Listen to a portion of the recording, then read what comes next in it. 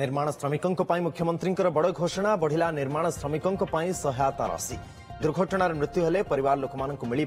6 लाख सहायता राशि से भली स्वाभाविक मृत्यु हेले 3 लाख सहायता राशि मिल लोकसभा भवन में आयोजित निर्माण श्रमिक कल्याण समारोह में मुख्यमंत्री मोहन माझी घोषणा करछंती। इस समारोह में मुख्यमंत्री पंजीकृत निर्माण श्रमिक मानक आर्थिक सहायता प्रदान करथिले। श्रम एवं कर्मचारी राज्य बीमा विभाग द्वारा आयोजित इस समारोह में श्रम मंत्री गणेश राम खुंटिया और मुख्य शासन सचिव उपस्थित रही। श्रमिक बोर्ड रे थिबा निर्माण श्रमिक मानकर पई जोटा होउची एक्सीडेंटल डेथ बेनिफिट को जोटा आपनकर 4 लाख टंका आपण माने पाउछंती कोटा एक्सीडेंटल डेथ बेनिफिट एटा 4 लाख पाउथिले तांकू आज आम सरकार 6 लाख टंका को घोषणा करूछंती।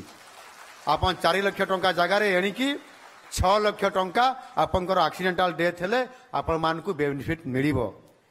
एवं जोटा आपनकर नॉर्मल डेथ बेनिफिट जोटा आपण माने 2 लाख टंका पाउछंती एबे जो माने 2 लाख टंका पाइले या परठारु जो माने पाइबे ए 2 लाख टंका रु वृद्धि करी 3 लाख टंका को वृद्धि करागला यानी कि 3 लाख टंका लेखा समाने तांको परिवार माने पाइबे एवं समाने उपकृत हेबे। यह होउची आपण माने ये सरकार होउचंती लोकंकर सरकार ये सरकार होउचंती आपण मानकर सरकार ये सरकार होउचंती गरीब लोक मानकर सरकार दिन मजूरिया श्रमिक मानकर सरकार हेतिबा कारणरू प्रतिकिटी कथा को देखंतो आपण माने मते दाबी पत्र देई नाहंती किंतु अनेक समय श्रमिक माने देखा हेले कहंती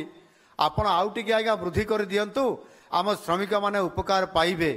आउ सेथि पई आज मु वर्तमान एठी एई मंच रे आपंकर प्रमुख शासन सचिव एवं आपंकर मुख्य शासन सचिव लेबर कमिशनर सहित मंत्री सहित कथबार्ता करी आज ये वृद्धि करिवार आमे आपण मानकु आहुरी अधिक साहाय्य देबा पई न्याय देबा पई आम सरकार ठोस निष्पत्ति ये नेले।